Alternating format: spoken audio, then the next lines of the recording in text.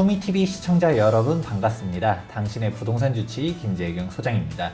윤지의 부동산 114 수석 연구원님과 함께하는 영상 2편 찾아왔는데요. 오늘도 연구원님 나와주셨습니다. 안녕하세요. 네, 오늘도 나왔습니다.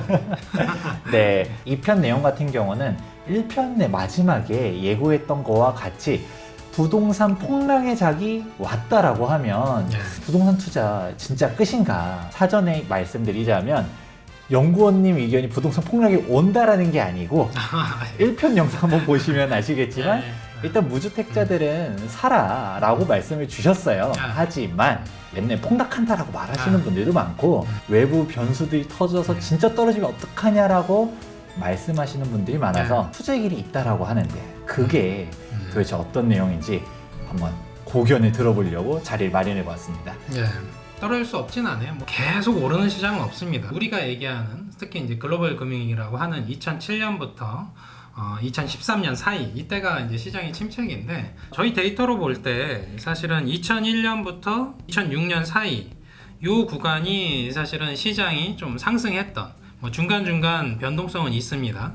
다만 상승폭이 워낙 컸었기 때문에 누적으로 보시면 이때 당시에 100% 이상 상승폭을 기록을 했고요. 그리고 우리가 2007년을 맞이하면서 글로벌 금융위기를 맞이하죠. 그래서 2007년에서 2013년 사이를 우리가 지금 시장에서 얘기하시는 이제 침체기, 그러니까 앞으로 하락할 수 있다. 가장 최근의 경험치라고 할 수 있는 부분이고요. 그리고 상승기, 이때 이제 우리가 2014년부터 2021년까지 아직도 상승기에 있긴 합니다만 이 부분도 한 7년에서 8년 정도 기록을 했습니다. 이런 부분들을 고려했을 때 앞으로 이제 침체기가 정말 온다면 어떤 자산군을 가지고 어떤 지역에서 포트폴리오를 짜야 그나마 이 시장에서 방어가 가능할까에 대한 판단을 할 수가 있다는 거죠. 변동성이 온다라고 했었을 때 지역 이야기를 해주셨잖아요. 그렇죠. 그럼 내가 어디 지역을 가지고 있었냐에 따라서 하락의 장이 온다 하더라도 그렇죠. 뭔가 살아남을 수 있었냐 이게 좀 궁금한 것 같은데요. 과거에는 앞서 일부에도 설명을 드린 것처럼 갈아타기가 굉장히 용이했어요. 하락기가 온다 그래서 빠졌다가 다시 상승기가 오면 들어가야지 이게 쉬웠는데 최근에는 그게 쉽지가 않죠. 그래서 1주택을 가지고 있어도 웬만하면 평균적으로 한 10년 정도 보유를 하십니다. 2000년에서 2006년 사이에 전국적으로 매매 평균이 한 142% 정도 올랐습니다. 거기서 특징적으로 튀었던 것들이 이제 경기도, 서울, 수도권 중심으로 많이 튀었고 인천도 100% 이상의 상승폭을 기록을 했죠. 이 이후에 침체기를 맞이합니다. 그래서 전국적으로 보면 그때 당시에 2007년부터 2013년 사이의 침체기인데 이때 전국 평균은 마이너스 2.15% 기록을 해요. 이게 평균이다 보니까 작아 보이긴 합니다만 수도권으로 한정해서 보시면 서울이 10% 정도 하락을 했었고요. 그리고 경기도가 한 14% 정도 하락을 했습니다. 근데 여기서의 특징을 보시면 그 외의 지역들을 한번 보세요.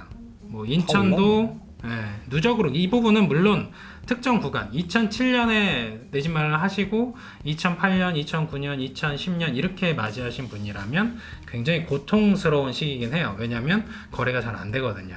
다만 이 침체기 와중 2013년까지도 거의 이동 안 했습니다. 가격이 이동하지 않는 와중에도 인천이나 이 지방 지역 그리고 제주 지역 이런 지역들 보시면 상대적으로 실수요자 중심으로 움직였던 지역들은 글로벌 금융위기 환경에서도 사실은 굉장히 선방을 했다. 실수요자 중심으로 움직이는 시장에서는 자산 포트폴리오 관점에서 방어력이 가능했다 이렇게 보시는 건데 이 이후에 이제 2014년부터 2020년 사이에 이제 또 폭등기를 맞이를 하죠. 누적으로 보시면 2014년부터 2020년 사이에 73% 정도 누적으로 상승을 합니다.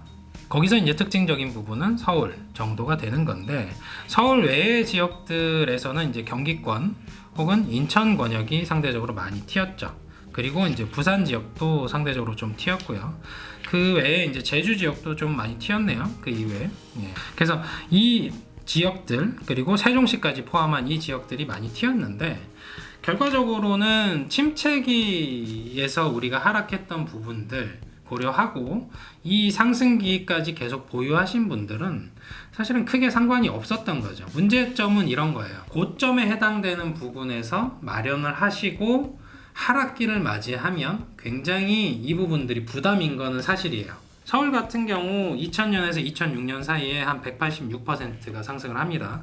그래서 특징적으로 보시면 이 지역, 강남 4구에 해당되는 지역들이 평균 상승폭을 뛰어넘는 상승폭을 기록을 하죠. 2007년에서 2013년까지 그래서 침체기를 맞이하는데 이때 당시에 아까 설명드린 것처럼 서울이 10% 하락폭을 기록했다고 설명을 드렸죠. 이때 당시에 보시면 많이 하락하는 지역들이 많이 상승한 지역입니다. 서울 도심에 있는 쪽이 가장 안전하다라고 하락기에는 평가를 하시는데 실상은 그렇지 않습니다. 오히려 외곽지에 있는 쪽들이 방어를 더 잘해요. 왜냐하면 그 지역은 투자 수요가 많이 들어온 게 아니기 때문에 그렇습니다. 실수요자 중심으로 재편이 돼 있는 거죠. 강남 쪽이 가장 많이 하락을 하죠. 그리고 상대적으로 가격 수준이 높은 곳들이 하락폭이 크게 나타납니다. 반면에 이른바 이제 최근에 이제 노도강이라는 지역들은 이때 당시에도 올랐어요. 금융위기 상황에서도 저평가된 곳들은 사실 방어가 굉장히 잘 된다는 거죠. 다만 금융위기 국면에서 거래는 잘 안 될 수는 있습니다. 내가 예를 들어서 5억에 샀는데 10년 뒤에도 5억이야. 어떻습니까? 결과가? 안 샀죠. 재산세만 뭐. 굉장히 이제 대출 이자 부담하고 뭐 세금 부담하고 그 사이에 뭐랄까 정신적인 스트레스 그쵸. 뭐 이런 부분들 고려하면 사실은 수천만 원 정도 손해를 보신 결과기 때문에 그 10년 정도 보유했을 때 기대하는 수익이라는 게 있어요. 이 와중에서도 사실은 선방하는 지역들은 있다. 그때까지 이제 잘 버티셨으면 2014년부터 2020년 이때 상승기 때 한 112% 작년까지 해서 올랐고요. 최근 들어서도 트렌드는 바뀐 건 없습니다. 올해 평균적으로 1월에서 3월까지 서울 기준 한 2% 정도 튀었는데 서울 지역을 올해 1, 2, 3월 중에 이끌고 있는 지역들이 강남권 4구가 아니다.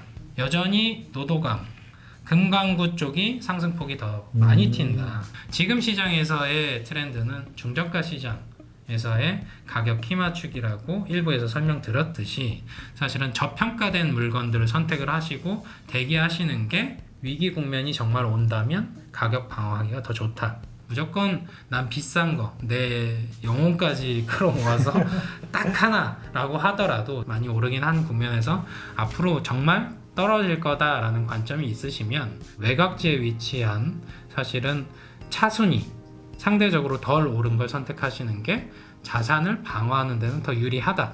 사실상 가격 상승할 때 또 따라간다는 거죠. 시장이 무너지더라도 방어가 잘 되는 시장들이 있어요. 지금은 그게 중저가 시장이라는 거죠. 이제 서울 도심에서 2배 튈 때 한 20% 정도밖에 안 오른 물건들이 있어요. 네. 그런 부분들이 사실은 수도권에 많긴 하죠. 서울보다는. 서울은 전체적으로 많이 튀었으니까. 그런 부분들 고려했을 때 서울하고 접근성이 좋아지는 환경들을 갖추고 있는데 많이 오르지 않은 것들은 시스템적인 위기가 와서 하락을 하더라도 기존의 오름폭이 적기 때문에 하락폭이 그렇게 크지 않다. 혹은 더 오를 여지도 여전히 있다라고 평가를 해드리는 부분이고. 근데 직장이 서울에 있는데 지방 이런 식으로 가야지는 아니라 하더라도 네. 아까 통계 보다 보니까 하락기라 하더라도 서울이 다 떨어진 게 아니다. 그렇죠. 그러니까 이게 25개구로 분할을 해서 보시면 이렇게 선방했던 지역들, 외곽 지역에 위치한 곳들이 보이시잖아요. 그래서 이런 지역들은 하락기에도 사실은 떨어질 게 많지 않아요. 네, 실제 떨어지지도 않았지만 방어가 잘 된다는 거죠. 아파트 시장에 한정돼서 봤을 때 그렇다는 거예요. 빌라라는 자산군은 사실은 그동안 오름폭이 크지 않았습니다. 많이 안 올랐으니까 이걸 선택할 거냐 하면 사실은 황금성 문제가 굉장히 커요. 빌라라는 주택을 선택하고 영원히 여기서 거주 관점으로 사실 게 아니라면 아파트 유형에서 지금은 선택하시는 게 유리하다. 왜냐하면 통계청에 가보시면 주택 보급률이라는 통계가 있죠. 서울은 한 96%, 수도권은 한 99%, 전국으로는 한 104%의 주택 보급률을 기록을 하고 있어요. 근데 여기서의 맹점은 뭐냐면 모두가 집을 가질 수 있냐라고 하면 가질 수 있죠.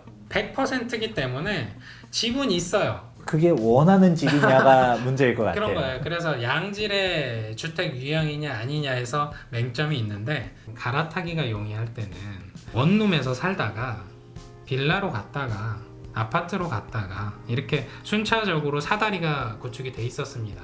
월세 살다가 전세 살다가 매매로 갈아타는 이 사다리도 잘 구축이 돼 있었어요. 40대 중반이 되면 내 집 마련을 하는 경로가 있었다면 지금은 그 사다리가 끊겨 있는 거예요. 100%를 초과를 해도 아파트 유형에 해당되는 그 자산군은 50% 미만입니다. 아파트 유형에 대한 선호도가 굉장히 높아져 있죠. 아파트 공급이 원활하게 되고 있으면 큰 문제가 아니었었는데 재개발 재건축에서 규제를 하다 보니까 이게 원활하게 수도권 도심에서 공급이 안 된 거죠. 그러다 보니까 지금의 주택 보급률 환경 하에서도 주택이 너무 부족하다라고 인식을 하시는 건 아파트에서 그렇습니다. 정상적인 상품군 내에서 아파트를 가는 게 좋다는 얘기는 해주셨지만 너무 많이 올라간 데들은 내가 그렇죠. 진짜 거품인 것 같아 라고 하면 이거를 딱 측정할 수 있는 게 가수요가 많이 붙은 부분들, 투기 그렇죠. 수요들이 많이 붙은 데가 원래 이만큼 올라야는데 더 붙었으니까 그러니까 여기에 빠지는 거고, 실수요자들 위주의 시장들, 노도관, 금관구 이런 데들은 애초에 이렇게 뛰지 않았으니까 하락의 장이 와도 원래 실수요가 탄탄한 데라서 오히려 방어를 하는 게 아니라 조금이라도 더 올라가긴 했다. 그러니까 92%는 1가구 1주택자입니다. 이분들은 팔 생각이 전혀 없어요.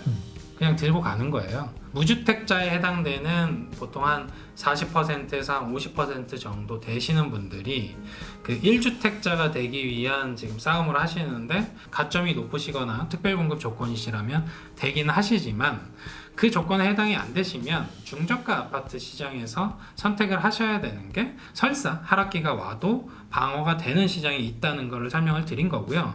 반면 하락기가 온다면 가정이잖아요. 만약에 당장 오는 게 아니라면 자산 여건이 만약에 되시는데도 마련을 안 하신 거면 지금 시점에더라도 사실 중저가 아파트에서의 키 맞추기가 사실은 계속 이뤄지는 상황이니까 그런 부분들 고려해서 매집을 하시는 게 제 입장에서는 맞다, 이렇게 보시는 거죠. 사실 노원구랑 강남구랑 지금 가격 올라간 것 격차는 10억 넘게 벌어졌잖아요. 리스크를 분산하고 싶다. 집은 사긴 사야 되는데 너무 거품인 것 같아 라고 하면 좀 안정적인 쪽으로 가라. 진짜 무너지는 장이 온다 하더라도 우리가 생각하는 대폭락은 없다. 폭락을 가정하면 사실 부동산만의 문제는 아니에요. 98년 외환위기 때도 그렇고 이게 아파트나 부동산 유형에서만 하락했나요? 아니죠. 직장 다 날아가죠. 그렇죠. 뭐 기업 날아가죠. 경제는 침체되죠. 폭락을 주장을 하시려면 그런 위기가 오길 바라시는 거잖아요. 저는 이 부분들이 굉장히 넌센스하다는 거예요. 경제 전체 이슈로 기결이 되는 거라서 이 부분들을 폭락할 거다 그러면 금융위기가 오길 바란다 이런 느낌인데 썩 좋지 않다는 거죠. 부동산 가격 떨어지면 부동산만 무너지느냐라는 건데, 하락기 때 뭐 부동산 떨어졌다 하더라도 뭐 서울은 9.87, 경기권은 뭐 13.85% 이 정도 하락했는데 이 기간 동안 주식 폭락한 건 그냥 아작이 났었잖아요. 그러네요. 금융위기급의 후폭풍은 안 오는 게 좋다. 시스템적인 위기는 오지 않는 게 뭐 여러 가지 이슈, 특히 직장과 관련된 이슈에서 크게 이롭지 않다, 이렇게 보고 있는데 나라가 망한 거랑 비교하는 게 참 그렇다는 거죠. 경제학에서 체계적 위험, 비체계적 위험 이런 식으로도 구분을 하긴 하는데, 진짜 내가 못 피하는 위험이 와가지고 다 무너지는 시장이 온다라고 설령 예측을 하면 뭐 할 거냐는 거죠. IMF 같은 뭐 글로벌 금융위기 같은 이런 환경에서는 현금 많이 쥐고 계시다가 완전히 싸졌을 때 선택하시면 굉장히 승리자가 되기도 하셨는데, 사실은 그런 선택을 하실 수 있는 분들은 극소수.